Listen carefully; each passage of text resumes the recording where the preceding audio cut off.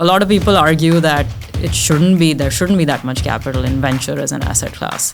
I think this is true in startups too. You just have to learn to play to your strengths. VCs who've been operators are guilty of that to a certain extent. And there's a lot of luck involved in just finding companies at the right time. One of those partnerships just serendipitously led to an acquisition offer. A lot of people in security still sell to bubbles. And nothing beats speed of execution. Mm-hmm. People argue the cost of development is trending to zero. The cost of coding is trending to zero. The cost of good, reliable development is still not there yet. I think it's trending in that direction, but still far from it. You're always in selling mode, right? You're selling a vision to not just customers, to investors, but also to employees. And I think that's also probably one of the strongest leading indicators, which is startups are a marathon. A good founder is like a director in a movie. The really good ones actually have bridged that gap from like technology to product to business. I'm going to ask you a question that's very subjective. Like, what is good people? Radhika, it's been 3 years. 3 years? I was just going back and looking at our emails. No, it's not on you. I think it's on me as well, scheduling and everything. But what's funny is that we've gotten to each other outside of this. Yeah. This is the context that we got introduced with. And is that right? It is. This is how we got introduced? This is how we got introduced. That, hey, you should bring Radhika on and you should interview her. I think this was Madhu from Rocket Ship who made the introduction. Oh, wow. Okay. So it was a while ago because I remember recording her episode and she's like, these are the people you should bring on. Wow. And then here we are today. And we've talked about everything else in the middle, right? Startups and you've family. Had a baby process. We've had life changes, both of us. Exactly. I went back to India, relocated, came back. So there's a lot that's happened in the time that we first got introduced now. But we're here. This is great. Here we are. Glad to be here. Thanks for having me and thanks for following up and showing the founder persistence and getting me here. I'm really excited to have you here. Likewise. This has been something I've been looking forward to. There's so much that I want to discuss today with you. But before we get into it, a great starting point for all of our listeners would be, why venture? I kind of ask this question to everybody and kind of similar to why you asked me, why you continue to do this now that you've gone to the other side. So quite similarly, why venture? What kind of prompted you? Because you did your engineering, you went to MIT, you did your master's on top of that. And then, of course, the business school route. But you did you were a product manager for a while. So you did dabble around on the engineering side. What kind of made you feel that you wanted to go onto the other side and become an investor and back founders who are building some groundbreaking companies? Yeah. I wish I could say it was deliberate. Yeah. It really wasn't. And I think that's generally true with venture. And I don't know if your story was similar as well. Venture is that path more often than not that you stumble upon. Yeah. I think some people are deliberate about it. And, I respect those people because they know early on what they want and they get that. But for me, it was honestly not deliberate at all. As you mentioned, I'm a computer scientist. I was a software engineer. I tried the big company thing, very quickly realized that wasn't what I wanted to do. The learning and the impact that I was looking for as a young software engineer wasn't really there at those companies. They're great environments to sort of go in and see how things happen at scale. But very quickly, I got attracted to startups. And I was fortunate enough that a lot of my peer group at the time was going into startups as well.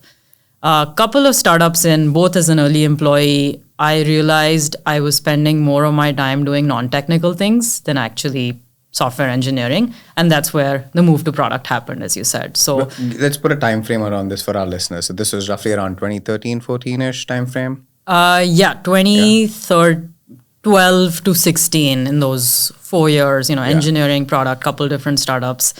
And then 2016-ish came around, and when you've been in startups, as you know, too much to do, not enough people to do it, which is awesome for someone who just wants to roll up their sleeves and try out a bunch of different stuff. So that's when the move to product happened, and I realized I was just spending my time doing everything else other than engineering. And the way I thought was still super technical because I'd been trained as an engineer, and that's how I thought.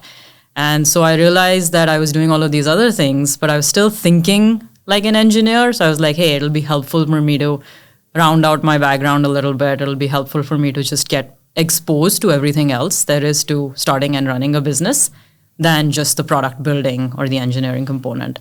And that's where business school happened.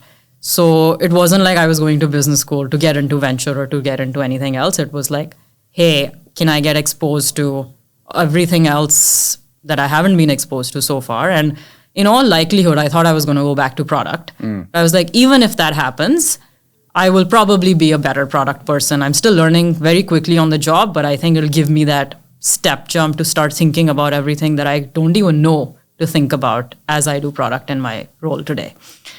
And so that's where business school happened. And I think the biggest advantage of business school is really that exposure to things that you wouldn't have been exposed to otherwise.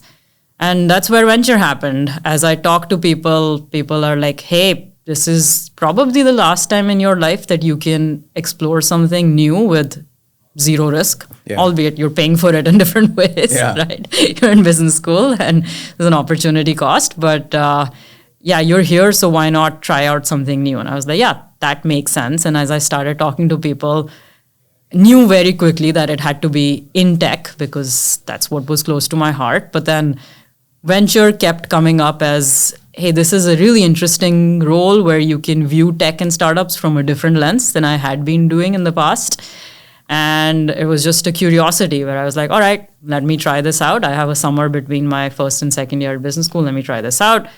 I worked hard to get a venture job, which was actually hard being on the East Coast because I knew I wanted to move out here. I was in Boston, but I wanted to move out here because this is where the center of everything is.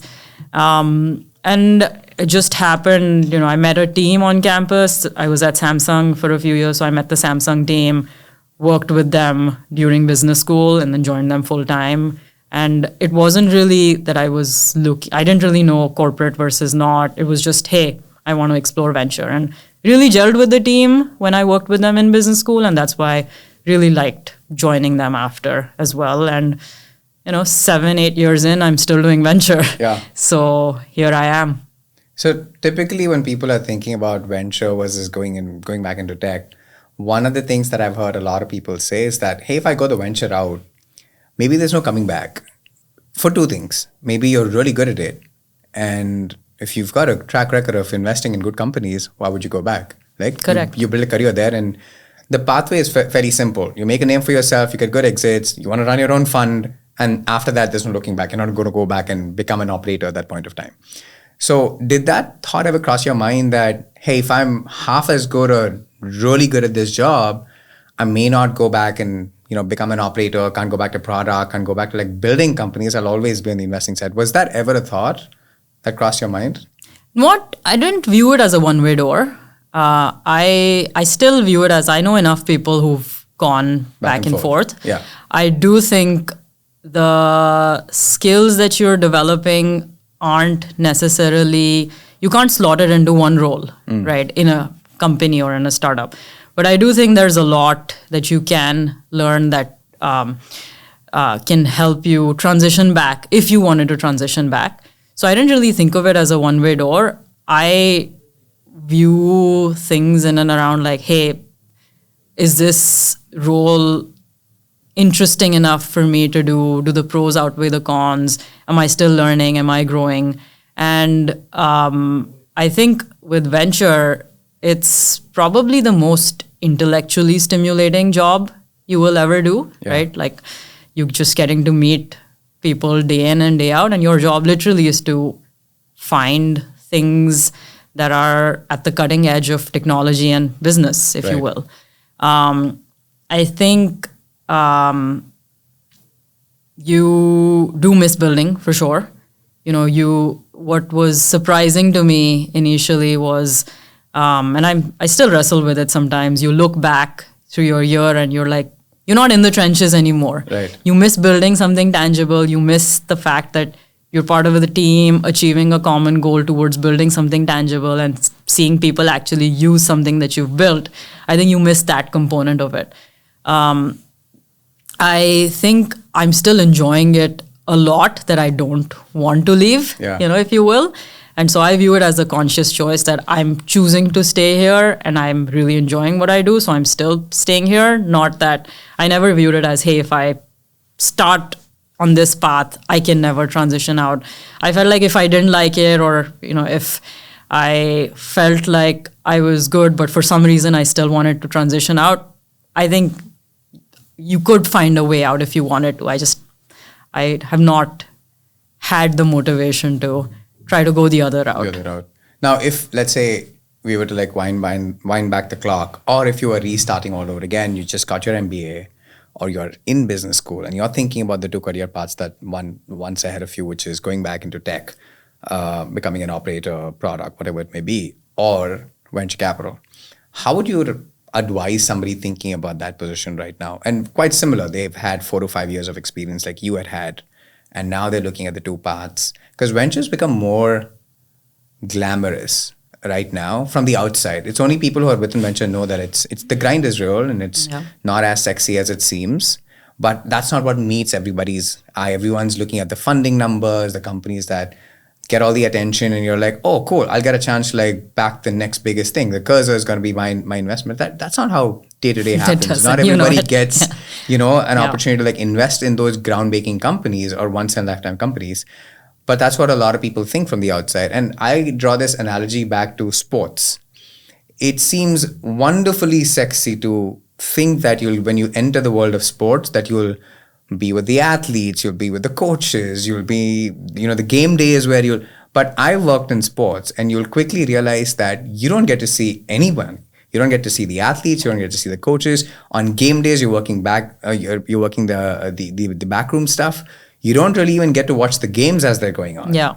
So it's a true reality of most people that they think that, when you work in a particular industry, you're getting access and you got a front row seat. But that's not the case. So if you were giving advice to somebody, or maybe to yourself when you were starting, how would you think about this decision right now?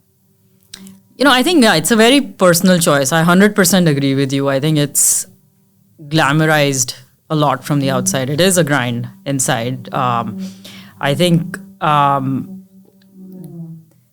I was wrestling the same question as I was coming out of business school, right? And I think one of my professors said this to me. He was like, there's two schools of thought here, which I think are still generally true.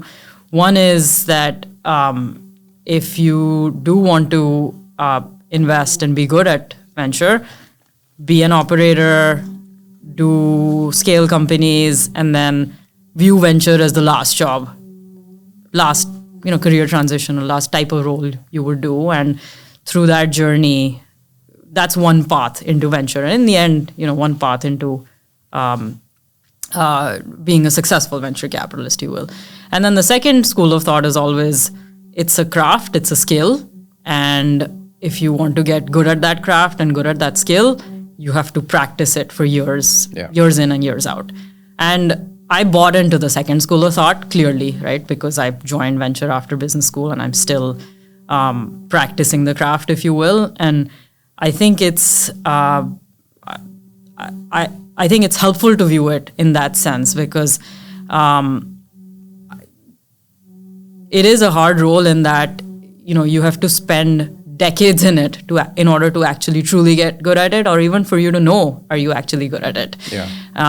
And I found people who had a similar school of thought and also viewed it as, hey, this is an apprenticeship. And I found people who were willing to teach the next generation, if you will, because I still view it as a craft and something that you have to build and get good at. And I've always thought of skills, just like, you have to put in your 100,000 hours to get good at something. So the advice, I don't really have advice. I think it's a personal decision. I just feel like if you enjoy building and if you want to keep building, I would say continue in a tech company and build. If you think you're interested in investing, then explore investments as a thing that you will probably be doing for a couple of decades, and invest in getting better. And I'm still on that journey. I can't say, 7 years in, I still have so much to learn. And every day I just feel like I'm still drinking from a fire hose, which is what's amazing about this role. It keeps you excited, keeps it fresh. You don't get, it's not a monotonous job at any point. It's always exciting because the industry is evolving, especially in the last 10 years. We've seen, was cloud 10 years ago? Yeah, cloud was just 10 years ago. If you think about it, the whole wave of cloud companies that are coming about were maybe 10 to 15 years ago, if you want to put it. Sure. And then you saw the next cycle, which was, we're moving towards the whole COVID wave, where we had a whole different sleuth of companies that came about, and then the AI wave that we're riding right now. And, you talked about the second path, which is taking your time out, building your mantle, and you're kind of like trying to get better at it every single day, as opposed to being an operator where you kind of like have an idea how things run on the business side. What have you learned about yourself? Because one of the things, the underlying theme there, which just for the listeners and the viewers, what Radhika means by it takes a little bit of time is because the feedback cycles are so long. There's no start. You only learn about whether an investment is a good investment or not, maybe in about 8 to 10 years. And it's not linear. And it's not linear. Correct. Yeah, and it's only getting longer now, especially with the way that the IPO cycles are. So it's much difficult for you to get some feedback cycles. So in that process, 7 years, 8 years that you've been in venture, what have you learned from a larger perspective of the industry and how it's operated in the years that you've been around? And vis-a-vis, what have you learned about yourself in that process? Think it's a lot, I would say, in short, and I'm still learning, as I told you. I think the number one thing is, I think this is true in startups too, you just have to learn to play to your strengths.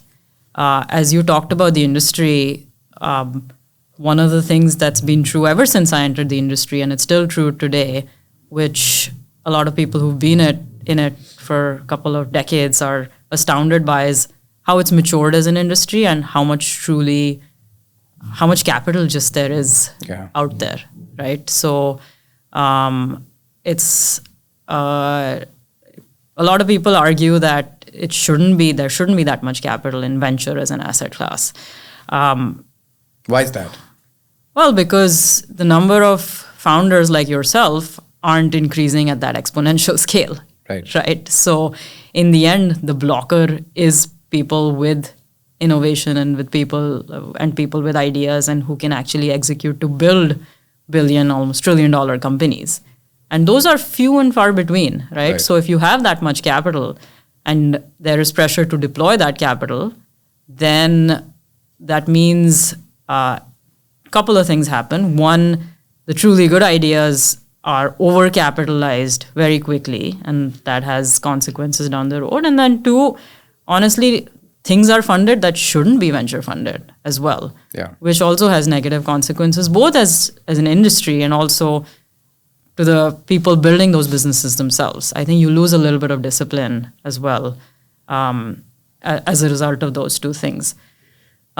So when there is a lot of capital out there, so for me as an individual and for us as a firm also, honestly, and I've been at 2 firms now, you have to think long and hard about where is your competitive edge as a firm, and then as individual investors as well. How do you play to your strengths?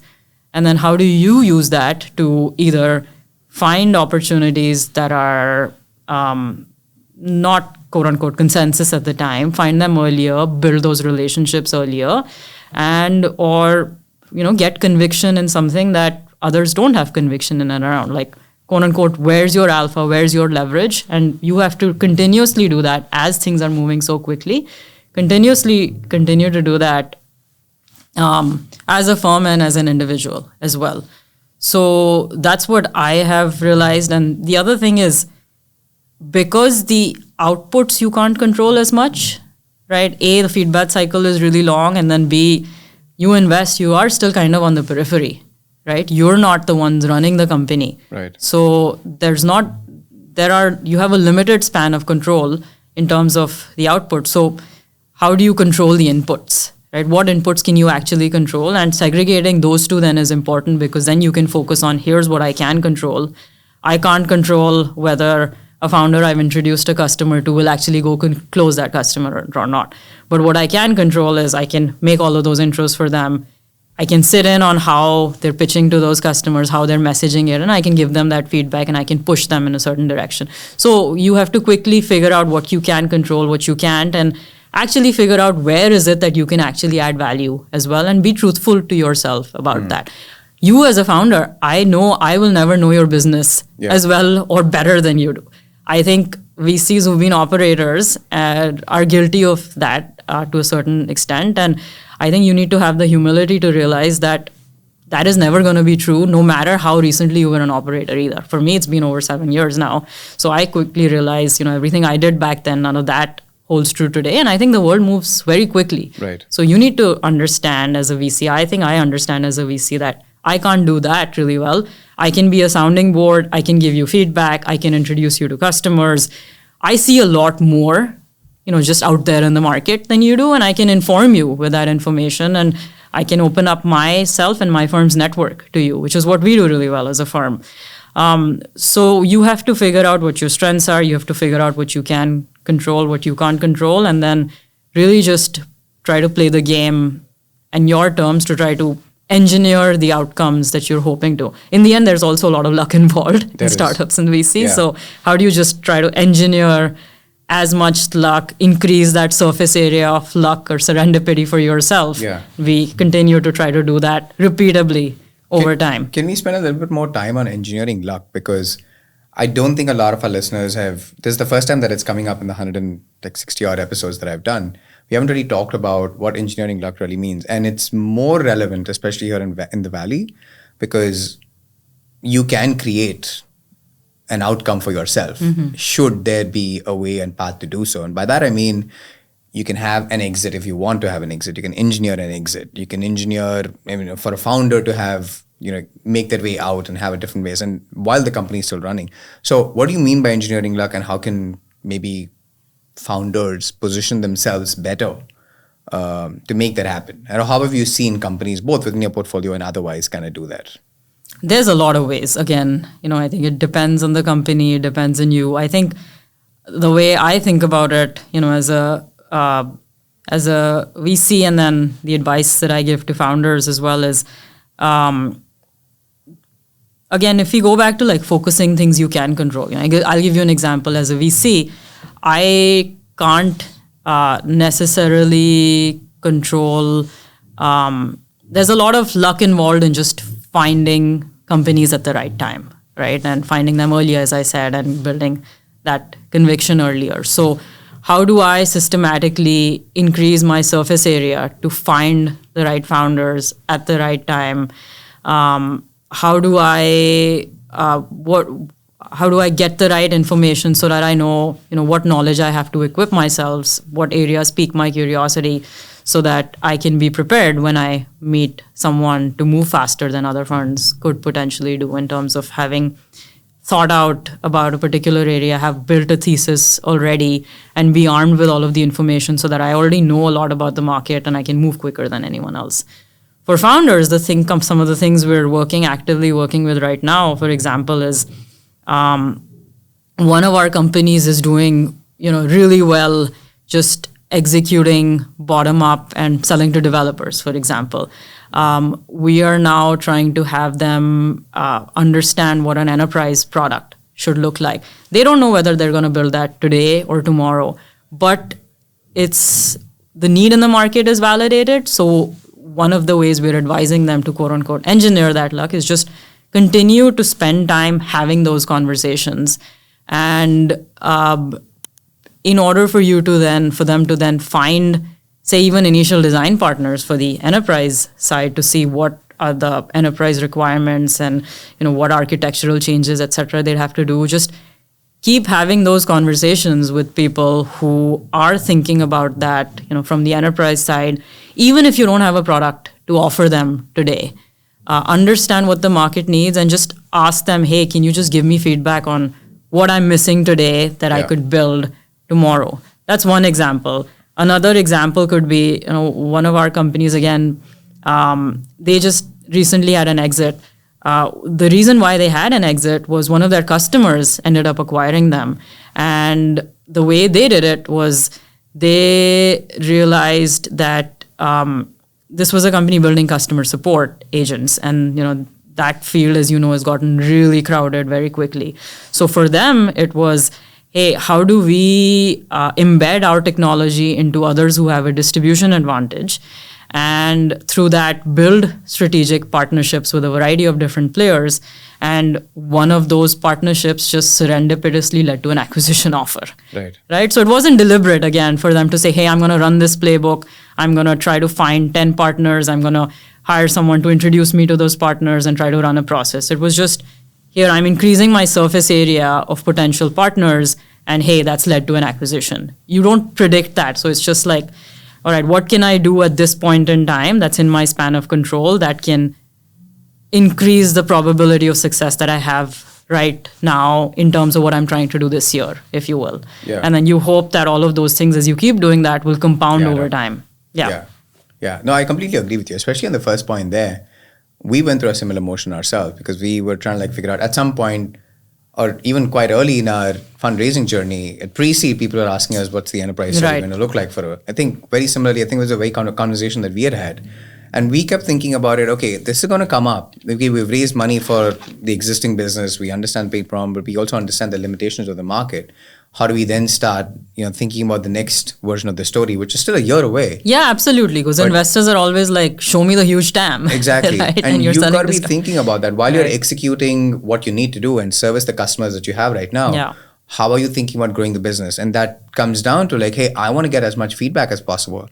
Can we speak to as many different personas, like the buyer personas, the CISOs for us specifically, or even heads of security? How do you get that information? How do you then increase that surface area? How are you then utilizing that information, distilling that information? Because at the end of the day, any investor would also like to understand, what has your journey been? Like, how have you discovered and stumbled upon what you're going to be doing? Like, if your enterprise story is X, how do you land at X? Right. And then how are you converting the conversations that you are to design partnerships and then maybe to customers?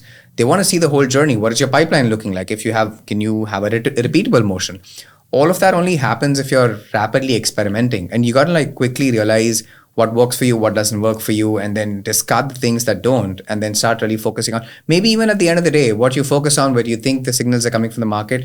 You may build it, go out there, and the buyer at that point of time may be like, hey, you know what? I don't think I need this right now because we've kind of like built something internally, or there's some other tool that we've kind of like utilized for this, which has happened to a lot of other companies, happened in the first version of our product. We kind of like have gone through that, but it only means that you're getting in front of as many stakeholders possible.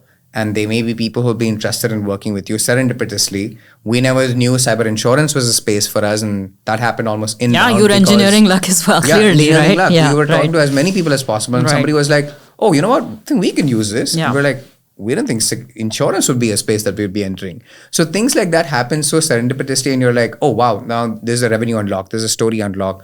From here, it kind of like goes, places. That's what, we mean by engineering luck, is trying to like talk to as many people as possible who are either adjacent to your persona or in markets that you never thought you would be entering. A lot of people in security still sell to bubbles. And by that, I mean Israel, the bigger markets in the Bay Area. But there's a big market in the Midwest. There's a big market in Middle America where people don't really go to.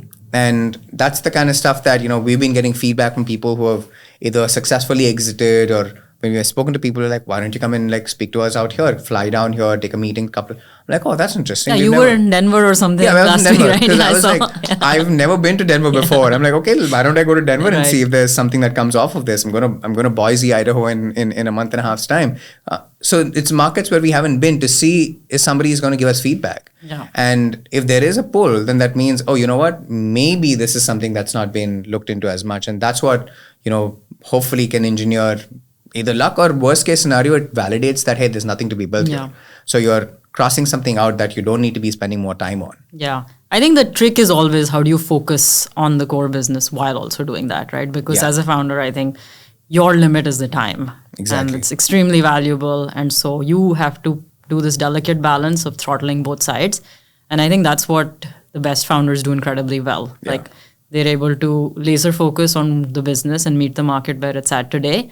But through all of these conversations, through just looking out a little bit away from just, looking into the peripheries of what they're doing, know where the world seems to be going. So also have a sight on, hey, what do I have to do to get to where the world is going a couple of years down the line? And I think honestly, that's top of mind for anyone building enterprise or infrastructure today. Yeah. Because AI is this massive wave, and a lot of the companies, even the ones in our portfolio, are thinking about, all right, how do I straddle where I have my current business and my current customers today, which honestly a lot of enterprises aspirationally are doing things in AI, but not doing things in AI today. But how do I still ride the enterprise AI wave when it happens and still be in those board level conversations because they're happening now? Yeah. So how do I stay relevant in whenever an enterprise AI adoption truly starts in a meaningful way? Yeah. And I think that's what the best founders will straddle really well, and figure out how to ride those quote unquote J curves as in enterprise AI as they happen, but also still make sure that their current business that they've worked really hard to build over the last few years continues on the path that they have chartered over the last many years building. Yeah, it's a fine line between distraction and keeping the eye on the ball and making sure that you're not going away too much, especially where there may be things that will pull you in a certain direction, but you got to make sure that the existing line of business is actually growing at the pace at which you need to support the growth that comes from the other side at a later point. Yeah. It's actually a good segue into some of the learnings that you've probably learned from your portfolio, both on the good side as well as, I wouldn't put it as not so good side, but somewhere where there's room for improvement. What have you seen the best founders in your portfolio do really, really well, both in the early days of, you guys write checks fairly early. I mean, I wouldn't put it at pre-seed and seed, but still it's fairly early in a company's journey when they're just about PMF. And then as they mature along, what has been that thing that you have seen them do? One or two things that kind of like really stand out if there's a pattern across all of your or some of your portfolio founders? Yeah, I mean, I think today, nothing beats speed of execution, given how short innovation cycles are getting and how quickly things are moving. That is probably one of the strongest indicators of success. What do you mean by that? Because today, when you speak to investors, right, especially people who are like looking at the AI wave, people are talking about the metrics have changed in terms of how you measure. I heard an investor tell me, in fact, yesterday I was sitting with somebody on the JP Morgan investment team, and they were telling me that we're looking at revenue per employee now to be a very specific metric, and we're measuring that because how small is the team and how quickly have they shipped and what amount of revenue have they been able to draw in for the amount of team members that they have. I was like, that's very interesting for you to be judging a company that's so early stage on that, because I would figure that's a little bit more middle of the journey metric, but I wouldn't think that's something that you evaluate in early stage company, maybe even like it's Series A, but that apparently is one of the metrics that they're looking at. So what do you mean by speed of execution by that sense? Is it how quickly are they going to get to a revenue milestone? Is it something else? Is it how quickly they're getting feedback? How quickly? Because sometimes a product could be a simple product, you can put it out there, get revenue, but there are products that take a little bit of time, especially on the enterprise side, for it to come to fruition, for it to even generate $1 million in rev. So how do you think about that? Yeah, I meant, when I said speed of execution, I meant learning cycles. Okay. And how compressed are those learning cycles? Like how quickly are you, usually, at the seed stage, founders, the really good founders have a pretty nuanced and deep understanding of the market they're going after already. But even then, like the best ones, you talk to them, you're probably talking to them several times during the fundraise process, and then after, they go from seed to Series A as well. The best ones, when you would have talked to them a year ago, they would have the amount of insights and learnings and experiments they would have done, even coming from like a pretty high, y-intercept, if you will, their slope was just so incredible that they've reached to a completely new height altogether.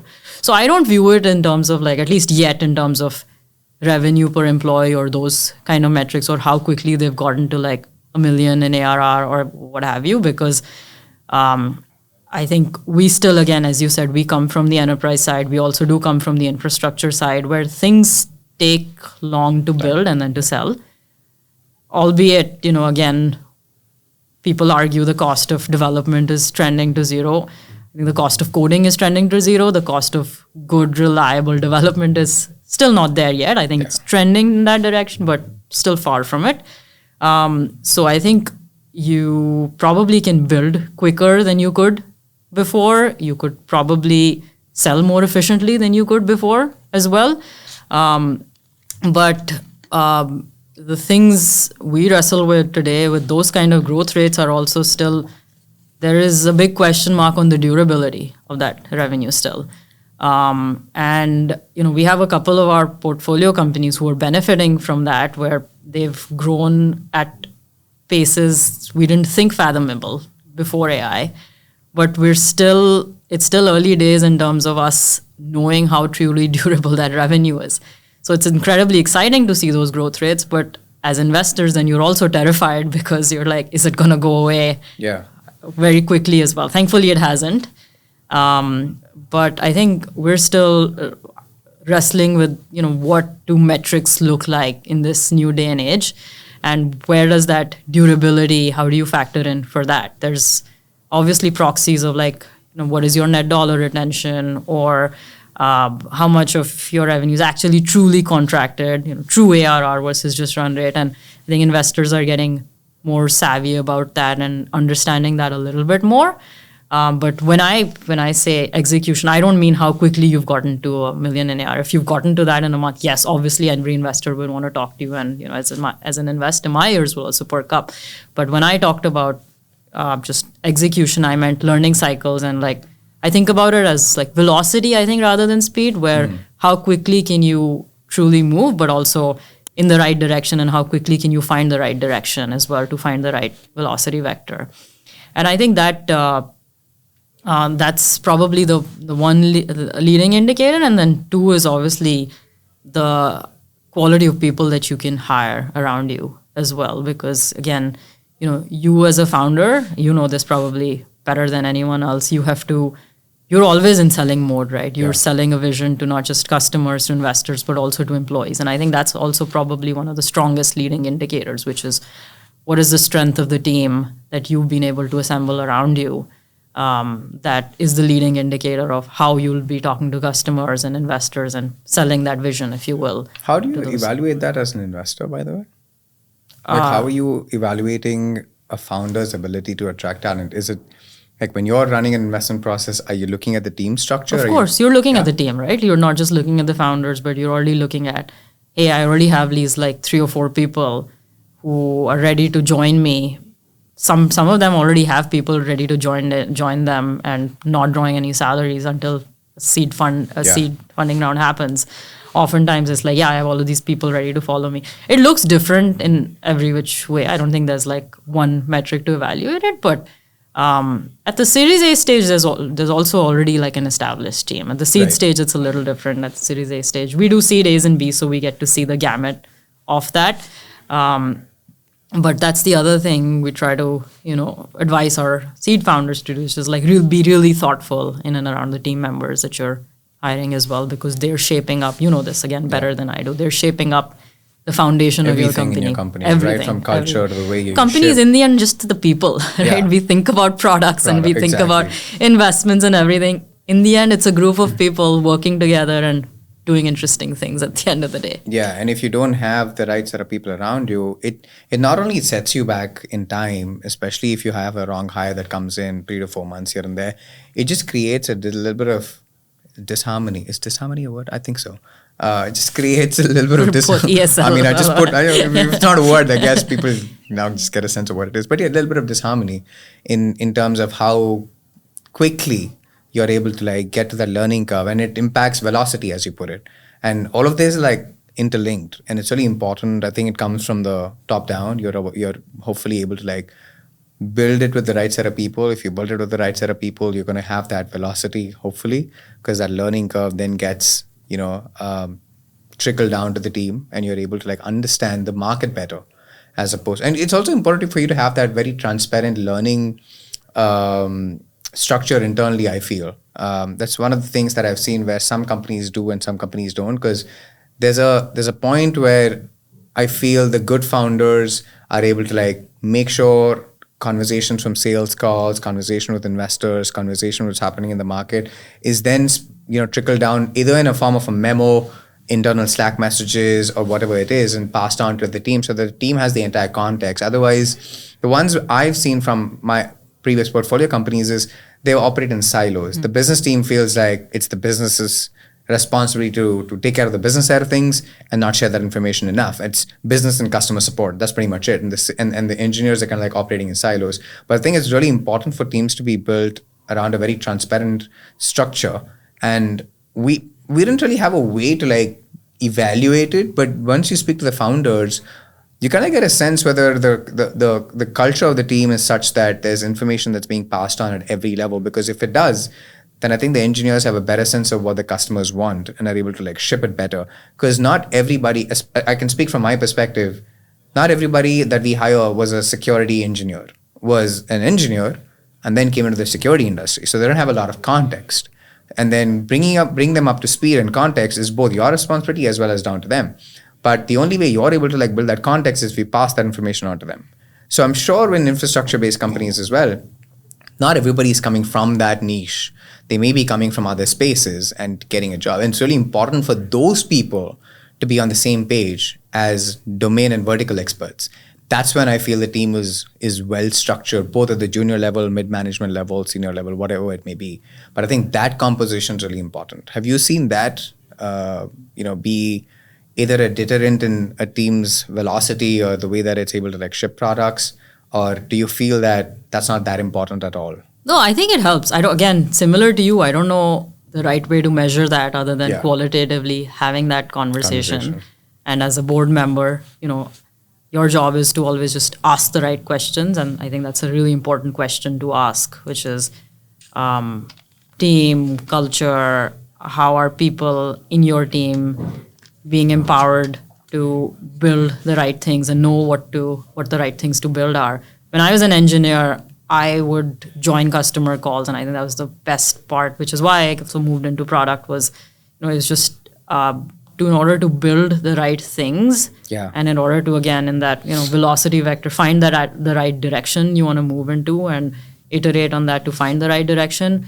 There's no substitute to talking to customers and seeing what you've built in the hands of customers, whether to get that feedback of like, hey, this is just not working and failing fast and moving on, and or hey, this is in the right direction, I got to double down and that's this direction.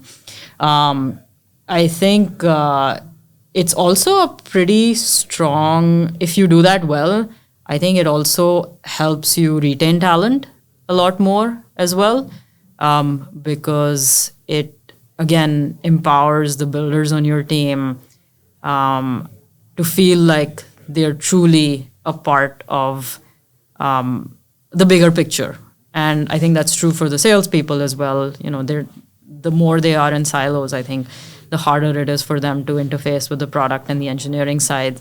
And so for you to feel like you're in a coherent unit and be part of something bigger than just your individual function, I think it helps with retention as well. And honestly, again, this is more of a lagging indicator, I would say, than leading one, but like retention and you being able to retain, not just attract top talent, is also a pretty strong indicator of success, because as you know, recruiting is hard. Yeah. So it's hard to obviously convince the best people to join your company, but if they're really good, they'll have many more options. They will. So, and I think the compounding effects of someone good in your company actually happen in probably year 2, year 3, year 4, rather than year 1. If they hit the cliff and they're out after that, that's not going to do you as much of an outsized impact as if you keep good people around for longer. So that's the other thing I think that factors into that, not just the velocity side. I think it helps in that, but also it helps in maximizing your chance of longer term success, because startups are a marathon, as you also know. And it's not always up and to the right. So you need to be with people who are hopefully in it for the long haul with you. And you got to do sometimes the same thing that you do for the customers with the people that you want to get on your team as well. Like you might fly out to, win a customer over and wine and dine with them and be where they are. Sometimes you got to do that for the talent that you want on your team as well. You got to fly to where they are. You got to show them as to why they should be on your team. You're pitching really hard to somebody who's probably at a very cushy job and convincing them that, hey, you got to come and work with a salary pay cut and, long hours, and maybe you're breaking away from the cohesion that you already have with the team. You've got everything going for you. How are you able to convince somebody to leave all of that to come and join? somebody who is quite random at this point of time in their life. They don't really know you that well. And it's maybe one or two conversations that they need to really make or base their decision off of. And it's really important for you to be able to be a great storyteller, talk to them about where you want to take the company, and then paint a picture as to where you see them within your organization in about 2 to 3 years' time, or if not, hopefully more. Yeah. And if you're not able to do that convincingly, good luck. You're not going to get the best talent on your team, especially the senior ones. Junior ones, at least you can get away because it's money most of the time, and it's not really about money for a lot of people who are at the senior level, who've kind of like been there 5, 6 years, 10 years. They're really looking for something that could be life-changing, both from a impact perspective, and that's what a lot of people are looking for. And we use that word so loosely, like, hey, we're creating a moon. But are you able to create a story around what your moonshot's really going to be?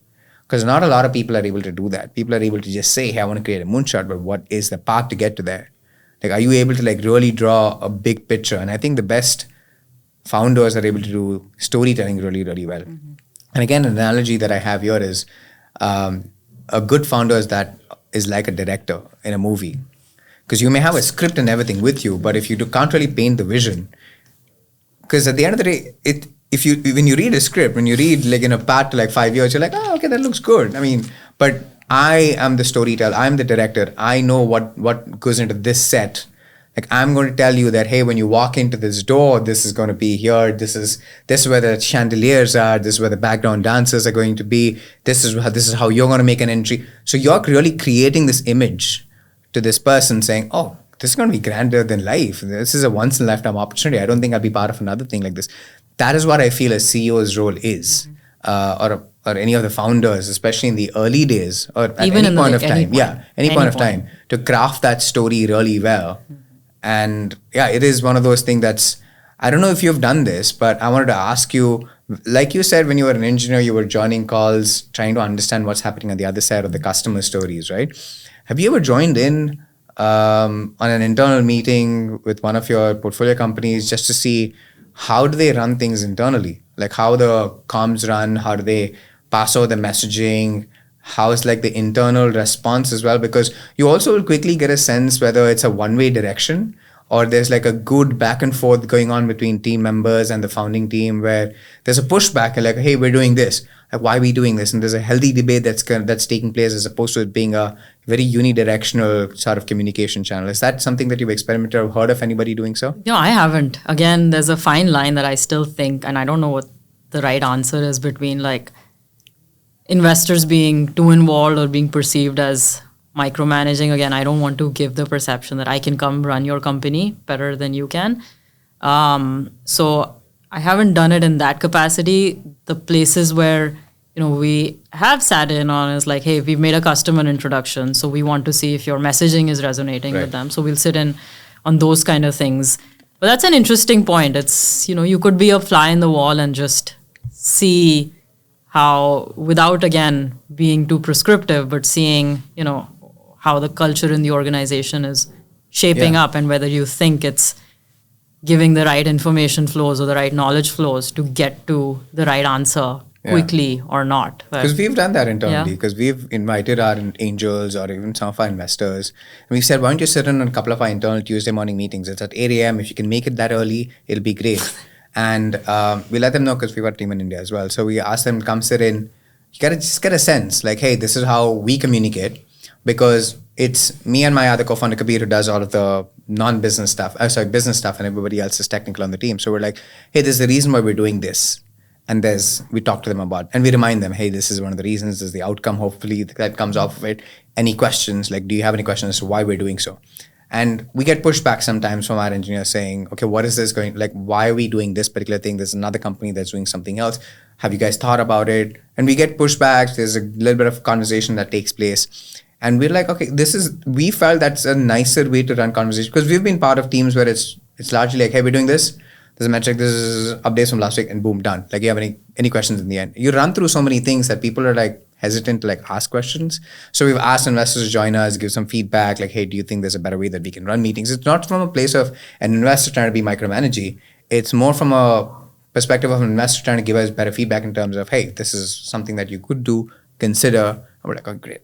Good way to like angels are great because they do that to their They're companies. often operators, exactly. They're operators, Yeah, so so they can they're come and used like to it. talk to us and be Exactly. like, hey, this is something that I would do a little differently. Yeah. Maybe VCs, because they're a little disconnected from the operational side, they may not. We've got some good feedback, but the best advices come from the founders who are also angels. I can They're like, imagine. oh, this is what I wouldn't They're do. in the this, I wouldn't do trenches, that. exactly. I'm not in the trenches right now. So I again try to be as humble about it as possible. Yeah. And but that's an interesting thought. I'll spend more time thinking about that would be, it. Very cool. Maybe we'll have an offline conversation about how Yeah, all those exactly. conversations go. Now, moving on to the other side, you've talked about the good things that the founders are able to. What are some things that you feel, in general, not just your portfolio founders, in general, what can founders do better? What have you not seen them do really well? Because I think it'll be helpful for everybody in general in terms of just upping their game a little bit more. Yeah, I think, we work with a lot of technical founders, and we actually really like that because, I just said I was an engineer. A lot of the reason I joined the team that I'm in right now, all of them are former engineers. So we actually really resonate with technical founders. But when it's still too grounded in the technology and you don't bridge the, hey, here's a technology, how does it become a product and how does it become a business and a company? I think that's where most amount of our struggles lie, both in terms of getting on board and making a decision to invest, even if we're really excited about the technology per se. And then B, also after we've invested and we're like, all right, we invested in this phenomenal technology and somehow we're not able to, as a company, figure out the right product form factor and or the next step to it, which is figure out how to make a business out of it. And I think, I don't think the easiest thing people are like, hey, get a non-technical founder or get a business-minded founder. I don't think that's the silver bullet answer. I don't think it's as simple as that, because if it were, that's what people would end up doing. But that's not, or that would mean it's successful and that's the only thing you have to do. That's not just the only thing you have to do. So that's where I think a lot of the founders we work with, we have to spend a lot of time having conversations and figuring that part out with them. The other part is also, again, this is something that distinguishes the really good founders from being truly great founders, is all of the things we talked about, which is the really good ones actually have bridged that gap from like technology to product to business, but they're still operating in their narrow field of vision and they're just really focused on that wedge they found, which you have to absolutely do. You have to have that focus and you have to find that wedge, but not being able to either tell a broad story, whether it's to employees, investors, or to your customers, because in the end, you're always storytelling and selling everybody on that vision you have for yourselves, and then straddling that short term, here's how I'm going to execute, but then figuring out 2-3 steps what's coming from left field and how do I position myself in a position of strength to be really successful in capitalizing on whatever may come from left field, if you will. So those two other things I think we work with founders the most in and around, that we often have to step in and try to get help in and around or push them in certain ways. How have they gotten better? Like, what's the learning process for them in terms of, let's say they're at ground one, level one, when they begin, they're really good at, their technical abilities and they understand the space well. And how long does it really take them to become maybe like a 7, if not a 10? And it's dependent on every individual. I think, we try to, in one company, we're doing this right now, we're trying to get them, this is a really technical founder, we're like, hey, get a COO who's not just a business person, but who's done go-to-market, who's done a variety of different roles and can actually be the player coach that you need.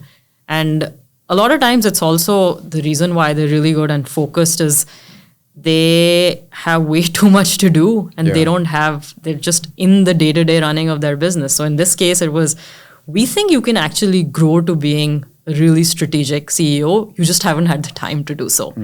So the reason for this hire was not just, hey, you just focus on engineering a product and have someone else do this for you. It wasn't that. It was like, all right, here's someone who has done some aspects of this, so can help you in thinking through what's coming from left field, because they've seen the movie play out in different ways before, not in your exact way, because no company is the same. It's the same, yeah. But it also, him coming and taking care of the day-to-day running of the business operations will also give you that brain space to think about the important, not just the urgent. Yeah. So that's one way. The other way is to have them get coaches of people who've been other CEOs, get independent board members, get advisors to your company. As you said, the best advice you've gotten from people are angel investors and operators who've either done this or are doing this today.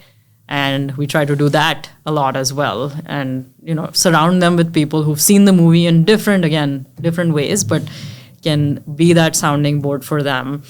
And then just continuously pushing them to get outside of their swim lane and just be like, hey, talk to these 5-10 people. And I know this is uncomfortable for you. And I know you don't want to be doing this. You think there's better uses of your time, but I'm going to schedule these for you and I'll attend these for you and I'll make it as low lift for you as possible. Yeah. So you just have to find ways to push them in the right ways. But also, I ascribe, even when I was working in teams and startups, I ascribed in teams to this concept of radical candor, which is been around for like a few years, but it really resonated with me, which is like the best things happen when you work with people who truly care about you and your success and can give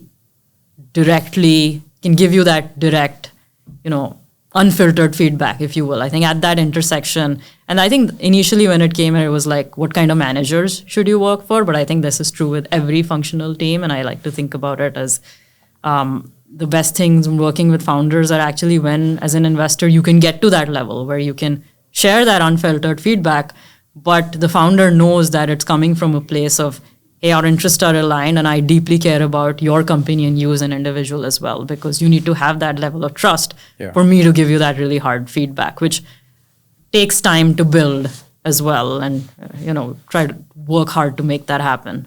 I agree. And you mentioned something that I think is very, very, it resonated a lot with me, which was highly technical people require a little bit of convincing on non-technical aspects of the business that are really important, that moves the needle. It resonated with me because my CTO is quite similar. Like when it comes to anything that's quote unquote marketing, quote unquote business related, where he probably needs to get pulled in outside of like sales calls, he's like, why do I need to do this? Like, why is it important? Give me a reason. I'll do it. But second time founders, once they've been through it, they know. Oftentimes they'll say distribution trumps product and tech often. Always. But you have to learn the lesson the hard way. We went through that process where for me it became a process of internally pitching it first and then pitching it externally. Yeah. Because it's a two-way sales process for me. But it was good in a way that it got me to think differently. And now I think about it from a point of view of, hey, I'm selling to like technical people at the end of the day. And everyone's going to be thinking like my CTO. Like, how am I then going to convince somebody who thinks the same way, who feels like, for example, very, very simplistic example I'll share here. If I'm writing a blog, most often than not, devs don't read blogs. They understand it's like mostly just for like SEO and marketing. You got to fill your website up with stuff. It's largely just for that. It's purely just vanity stuff, right?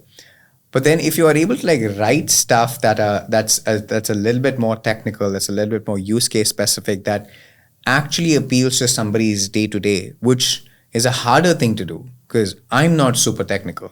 So for me to then become try and sit down with my engineers, as opposed to them sitting down and trying to understand what the sales process is, me sitting down with my engineers and I understand how they do things, it made me understand the product a little bit more better. It made me understand and have more empathy towards who the buyer is going to be.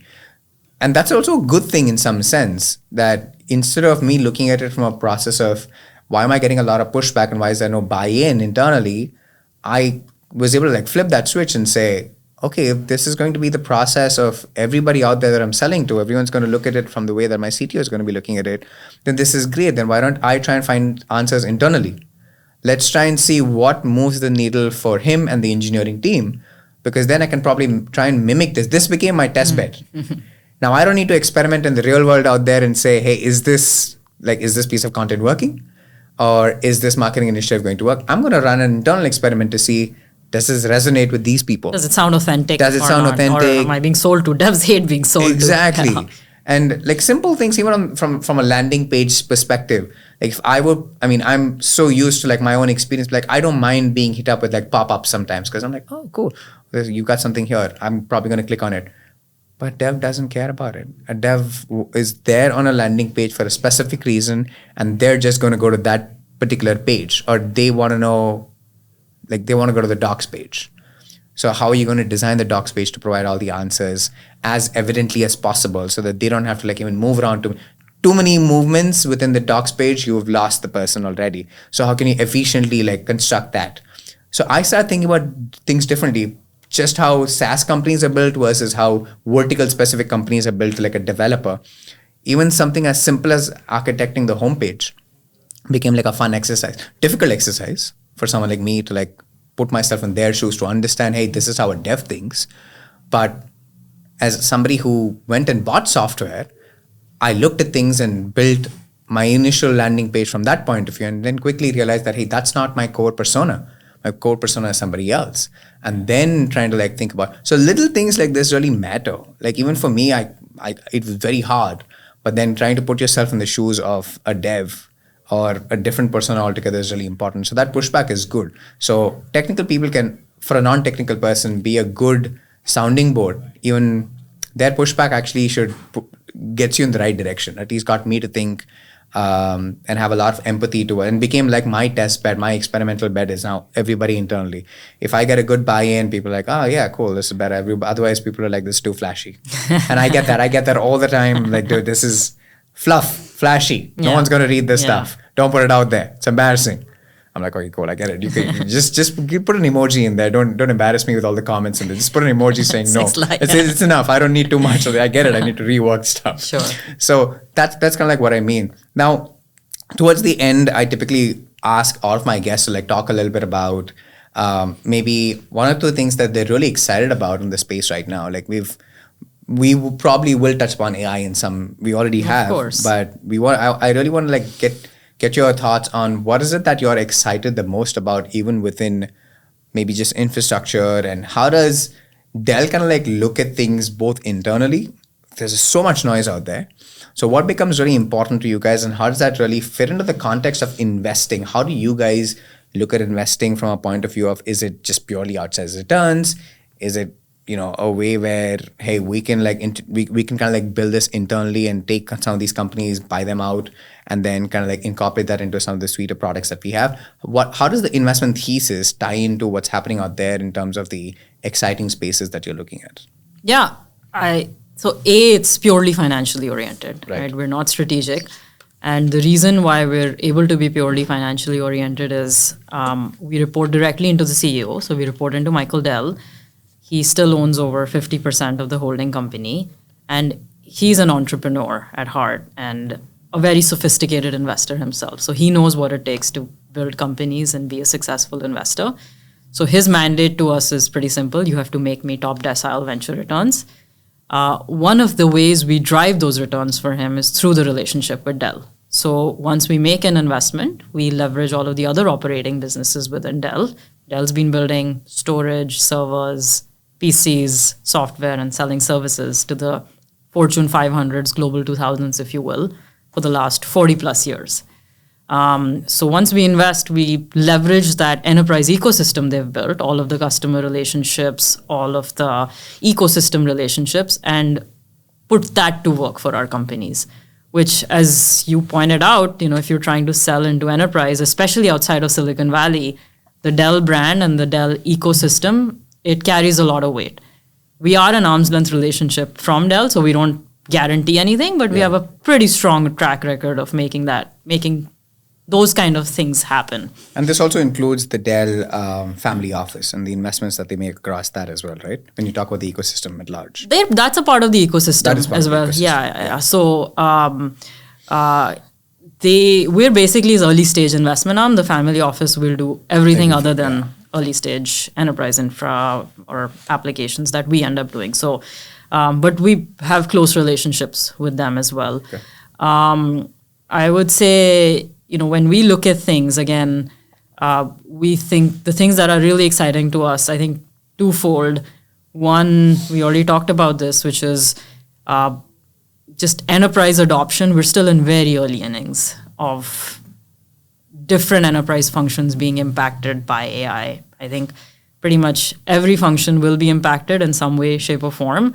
We're already seeing that in 2 or 3 initial functions already. Software development, we've already talked about. Sales and marketing, copy, customer support. 2, 3 things, largely have already been affected, and those were the low-hanging fruit. I think now we're in early innings of enterprises thinking about rethinking all of their other functions as well. How do we rethink our supply chain? How do we rethink our manufacturing? How do we think about all of the core critical business processes that we're doing and doing that in an AI native way? That is taking time, and it will take time, but we're excited about what are the next generation of companies, whether it's at the application level or the underlying infra level, and I'll jump into infra in a second, but what are the next generation of companies that will truly enable an AI native enterprise, if you will? What does an AI native enterprise even look like? And I think, as I said, infra is going to be an important part of it as well, which is infra is just moving so quickly, and models are moving really quickly, and as a result, how people build and deploy these applications are moving really quickly. And similarly, you talked about security. How do you secure these applications? How do you observe them? What are the other peripheries that you have to build in and around? That's changing really quickly as well. So those are things we're also really excited about, which is as we move from models to applications to now agents and swarms of agents and truly models that can reason and work in your context and do that really well, ties back into an AI native enterprise. What are the enabling infrastructure building blocks? And that's also really hard also to invest in, because one side thinks that the foundation model companies and the hyperscalers are going to subsume everything. Yeah. I don't think that's going to be true. I think there's going to be a lot of innovation that it was true in cloud as well. We talked about cloud as well, right? Like there were things that the large cloud platforms were doing, but many things they weren't doing as well, and you could build a category around doing that thing and doing that thing really well. So I think that'll still be true. So I think we're really excited about both the enterprise wave, which I think is going to be the next 2 or 3 years. The first few years were mainly consumer-oriented AI, and now what are the enabling infrastructure building blocks that will be the core foundational part of that AI adoption, if you will. Does hardware get slotted in there as well? Oh, yeah. Hardware is a big part of the infrastructure. Yeah. And, we've been investing. When I was at Samsung, we were investing in, quote-unquote, AI then, which was the first wave of deep learning. That was back in 15, 16. AlexNet, ResNet, that came in 2013, 14. That laid the foundation of AI as it is today. And then there was a whole slew of what new hardware architectures do you need to run these workloads. And we're still trying to figure that out. Nobody's been able to challenge NVIDIA. But I think that hardware is a big portion of that. And obviously, Dell makes servers. So Dell's actively thinking about what's the underlying hardware as well as data centers. What do they look like? Power consumption is off the charts. What is power consumption and data center power and energy consumption? What does that look like?